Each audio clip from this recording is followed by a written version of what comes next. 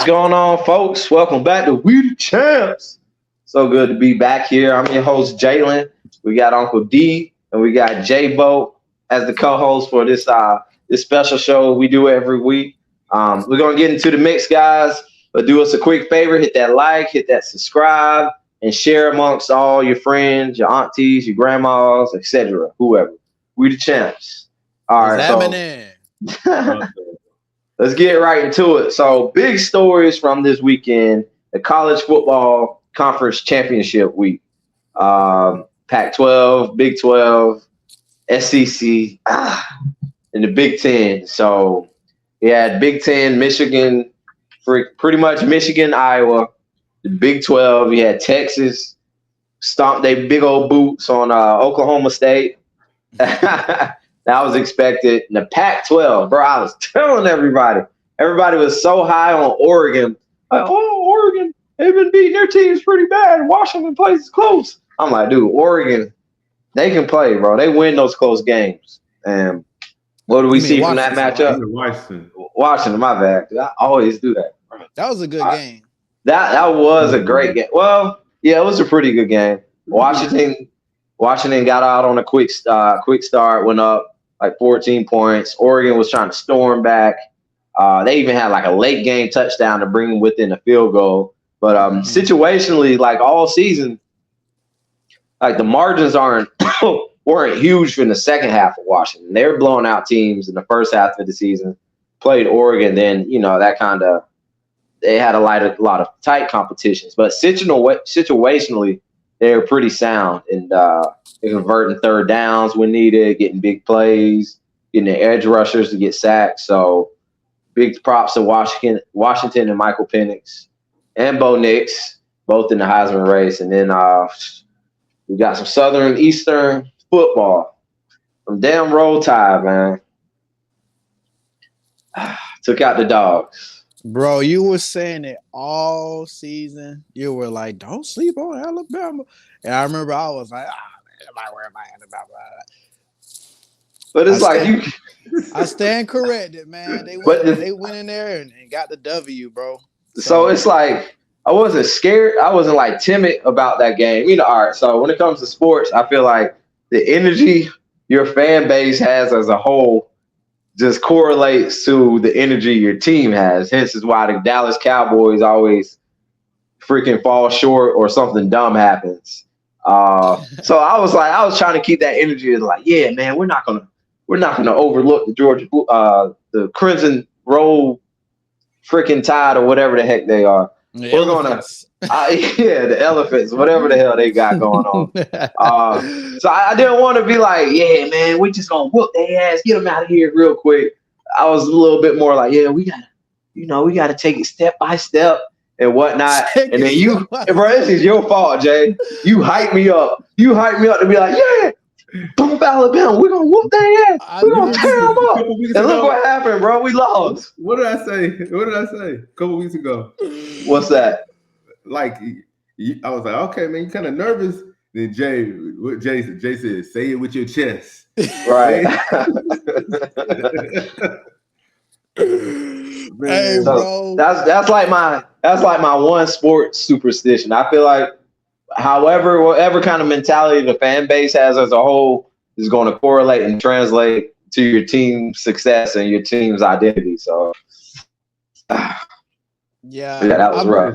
I believe Georgia like adopted my my outlook on it. Like, all right, Bama's not as good as it have been the past few years, and kind of went into that game like a daisy-o.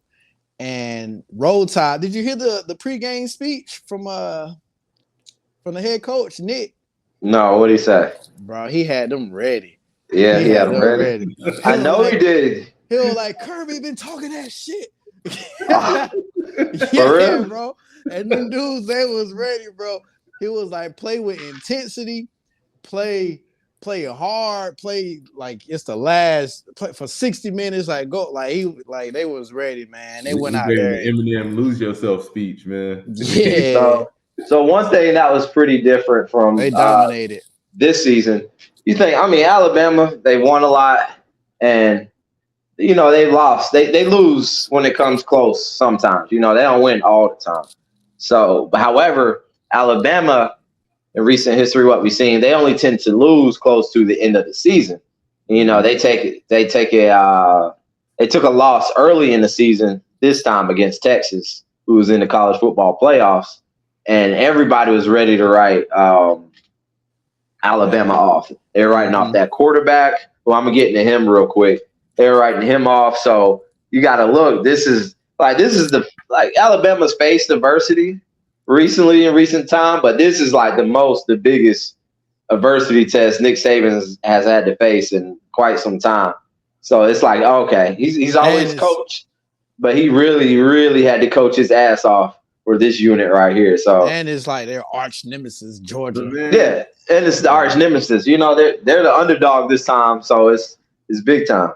But man, all right, so yeah, I hear you though, but they still have like the number one recruiting class every other year. Like we over here talking like them dudes is really like underdog, like them dudes is trash. So I feel you, but like them still have the best talent. That's what I was saying. I was like, bro, they still good. Texas is a good team. So they're always in the top 2 teams as far as recruiting every year. So we can't be having this narrative like that team was like an underdog team, like he had the coach. That dude still had the best players, man. Georgia lost like really 25% of their top players left last year. Like think about all the players that left from those back-to-back national championship teams, and they still ran the table to the championship game. But then we can't be sitting back here talking like Alabama like had some adversity. They still the same Alabama team that have all the top talent. Fair point. But they didn't like it was Kentucky or nothing, bro. That's freaking Alabama, bro. Like real talk, man. It is what it is. Hey, man, that's that privilege, bro. Good old it's like down there, bro. It's like rich people, poor people issues, man. It's totally on a different spectrum. Yeah, man. I ain't trying to hear that, man. They're recruiting Roll Tide, man. Ain't trying to hear that, bro. Like, they have the top talent.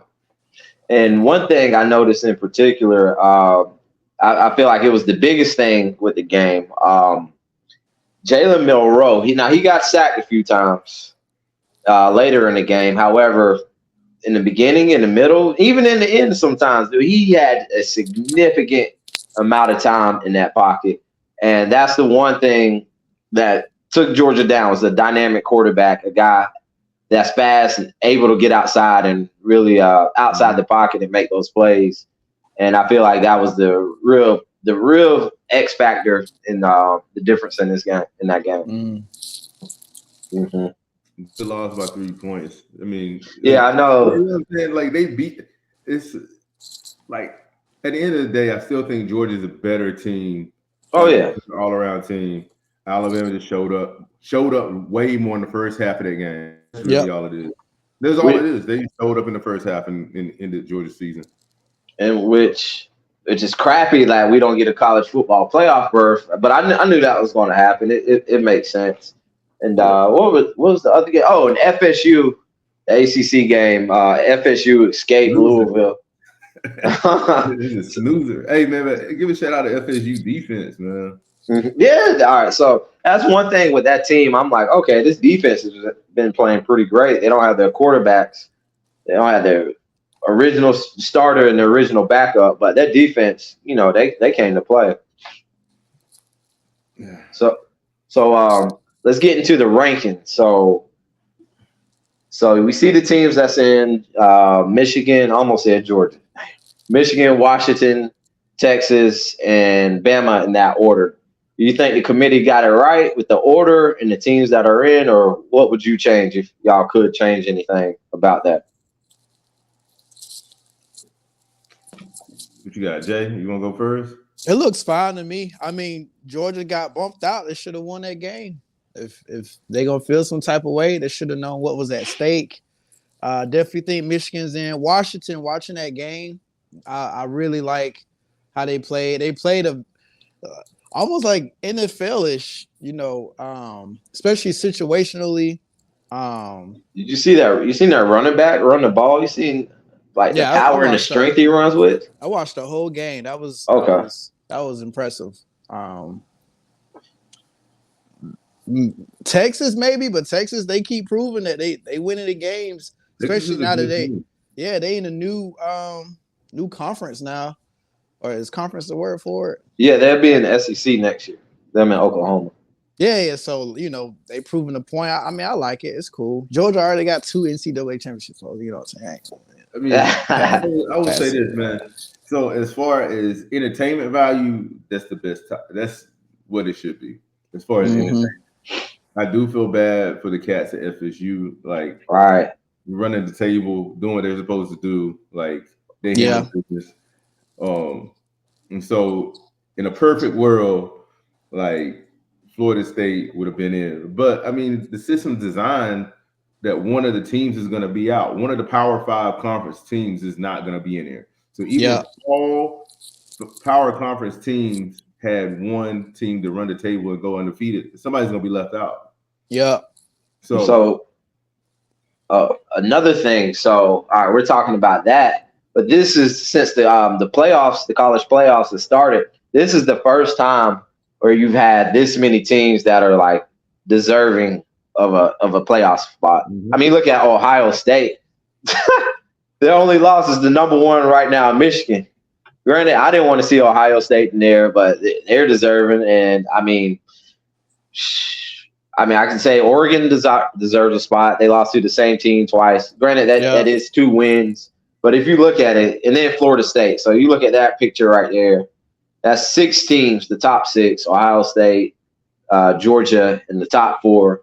No, my bad. Florida State, Ohio State, and Georgia.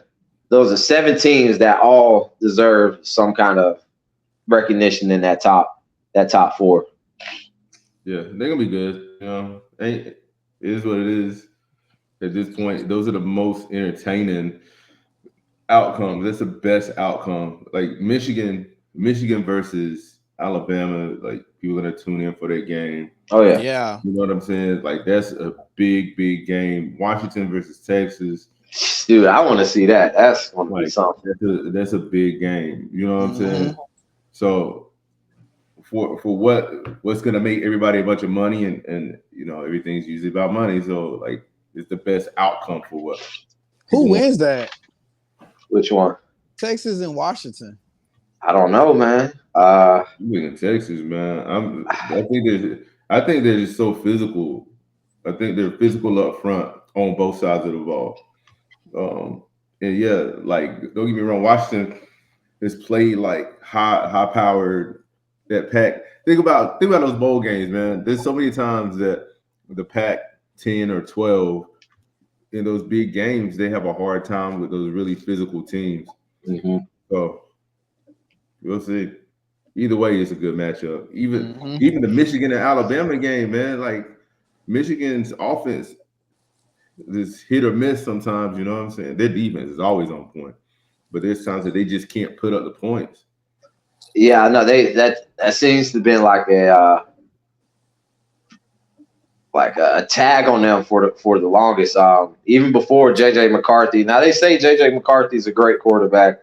I believe that, but like you said, still even against Penn State, where they ran the ball like 32 times, and it's 32 straight times in that game without a pass. It's like, okay, why? It's like I get it, y'all can do this, but like, why are y'all doing this? I'm not like, hey, it wins the game, but still, that they sticking it to them. Yeah, but that's always been the thing with Harbaugh as far as Michigan. The pass game, he's never had an elite passing game or an elite quarterback since he's been there. And JJ McCarthy's good, or at least from what everybody else says he is. And that's the one thing I feel like Harbaugh is missing. And I feel like that will be his downfall in not winning the national championship, is getting that elite quarterback play and receiver play. Michigan hasn't had any receivers. Like last receiver I remember from Michigan is Devin Funchess.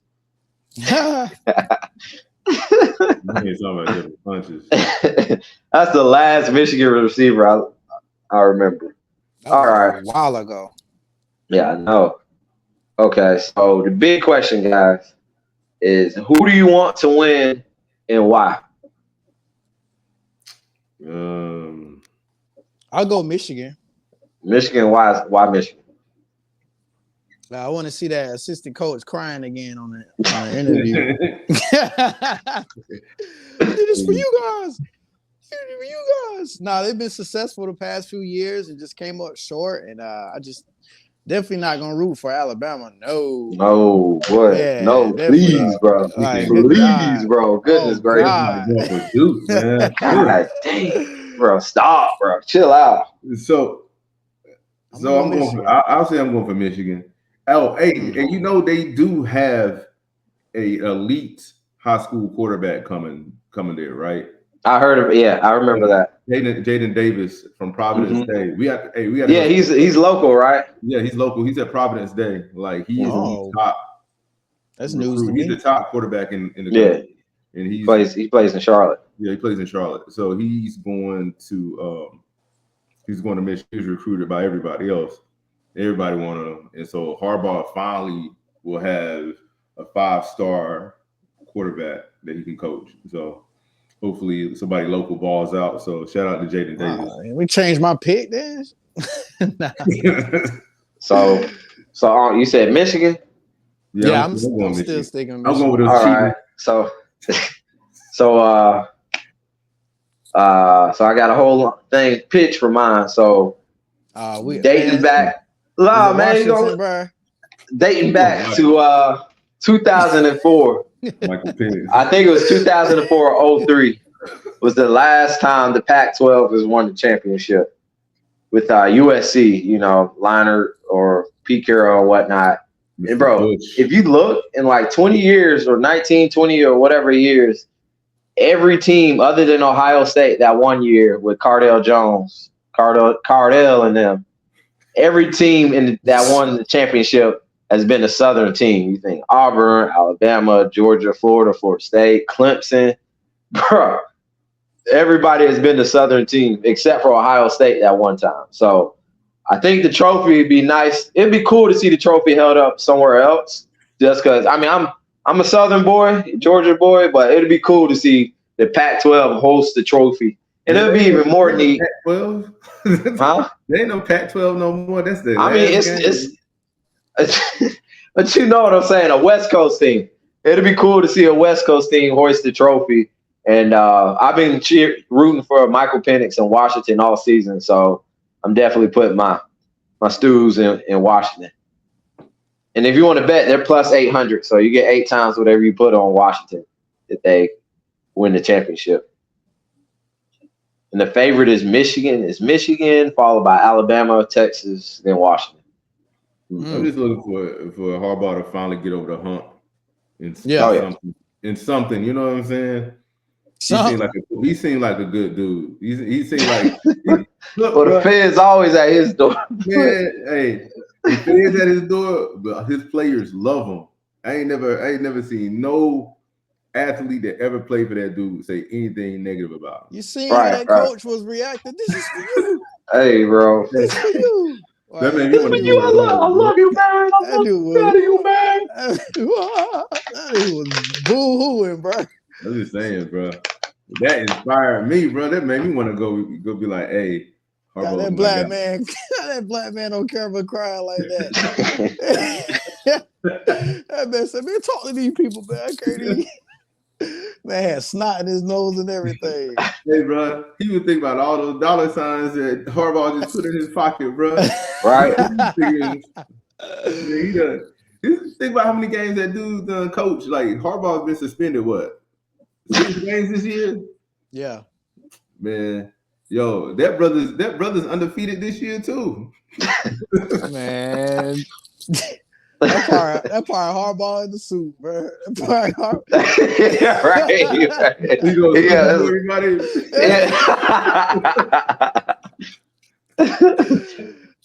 For sure. All right, cool. And last thing on the college football, it's extending to 12 teams next year. How do y'all feel about that? So, somebody's still gonna be mad. oh, yeah, but not as mad. Man, but it's like somebody's still gonna be mad. Yeah, look, somebody's still like it's a lot better. It's better for the fans. It's better for us. mm-hmm. Somebody's still gonna be mad. Like even if you look at the records and we stream down further along, there's gonna be some 2-loss team that has a really good schedule, and somebody's still gonna be mad. Somebody's still gonna be mad. So, all right. I thought 12 was too much. I wanted 8. I agree. But I think 8 would be the perfect number. So everybody, at 12, those two teams or whatever get a bye week, and they keep playing and whatnot. But I feel like 8 is the perfect number. Yeah, somebody be mad with 12, but it won't be like this. Yeah, like Florida State getting. But they ain't gonna do 8, man. There's less money, bro. It's all about money. Yeah, oh yeah, and then definitely that money. Then with 12, it's also opening up ton of windows for upsets. Yeah, so that's going to be hype too. I mean, it's football, so it's like a lower ranked team can still come into your crib and get a W. Or no, better yet, think of like a let's say, do you know what teams are ranked in that like 10, 11, 12 range? Like let's say Oregon, huh? You got Penn State. Yeah, let's say you got like a Penn State or Oregon or something. It's like they've been top notch, but they just lost some tough games to top tier guys, especially with the merger with the Big Ten. More of those big top teams are going to lose. And just think like, say you have a UCF or something that's just straight undefeated, and they deserve the number 5 seed, and they get a home playoff game, the very first game of the year, and they have to bring like an Oregon or something to that house. Like, wouldn't you think they would have a chance in that home playoff game?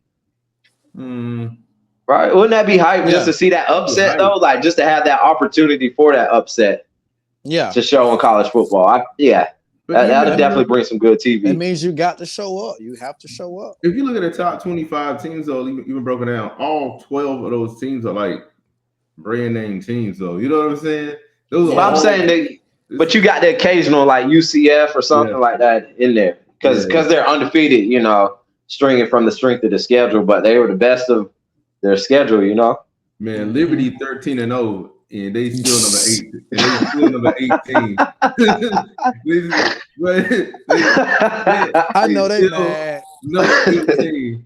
They're like, we didn't even lose. They're like, I didn't even do nothing. They need to be playing Florida State right now. Yeah, Liberty. So, I feel you. But LSU.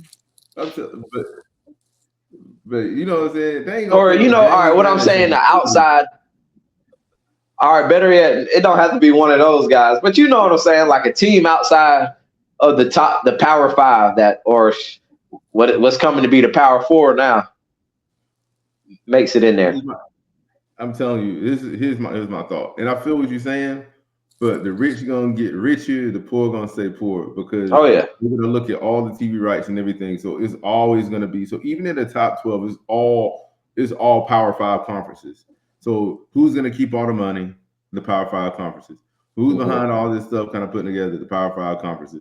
They're gonna find everything. Every other team, these little small schools, they're gonna get Florida State every year because they're gonna say strength of schedule. So I mean, yes, it's cool. It's gonna be entertaining for us, but man, this ain't like college basketball where you have Cinderellas.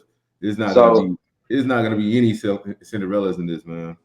So speaking of the television deal, so I mean, we know the Pac-12 is money, and everything while they're gone. I guess out in the West they weren't watching it like that. So no television networks picked up the Pac-12. They had like a little weird deal with Apple or whatever, but nobody picked up the Pac-12. Do you know anything about the ACC, their television thing? So I remember another analyst saying there was something. I just heard this a couple of times. There's something weird with their TV deal. They're with ESPN right now. So they have the ACC network with ESPN. So I think they're really just trying to make sure that they don't have their top teams poached out. So with them getting those West Coast teams, they're hoping they can get some of that West Coast money and having more teams like view their product for advertisements and stuff like that. So ACC is crazy with football, basketball. The ACC is the strongest. ACC is the strongest conference in basketball. SEC is the strongest conference in football. I think what really messed up the ACC was when they brought in Florida State and brought in Miami, and at the time it was like this. So when did they bring them in? They weren't always with the ACC. No, they weren't. Where were they? Florida State and Miami were with I think the Big East. Big East. So when they brought those teams in, okay, it was supposed to be so they could have two powerhouse football teams. It was like them and maybe like Boston College, because at the time those were like. And when was this? You remember around what year this was? Like 20 years ago. Okay. But if you think about the time, like the time that the SEC like really started to put a stranglehold in dominance on football is like in the last 20 years. Because before then, you still had the Midwest, the Midwest teams. You know what I'm saying? The ACC was trying to combat that by bringing in like Miami. Miami was supposed to be the thing where they were challenging with them and Florida State, like challenging every year to win the championship. Only thing good that really happened was Clemson came on for the ACC. But if that narrative would have changed, then the ACC would have had like 4 or 5 really strong football schools. Right. And then you look at Miami. Miami's had some good years, but Miami never rose to eliteness. And then you look at FSU. FSU, they rose to the top, but they took a second to rise to the top. But they've been up and then ACC. Yeah, it took Florida State a while, and like you said, they've been up and down. Interesting. Yeah, that was pretty cool. Okay. Well, guys, it's time to move on, man, to some pro football talk. Good stuff on that college football. Good stuff. Yeah. All right, so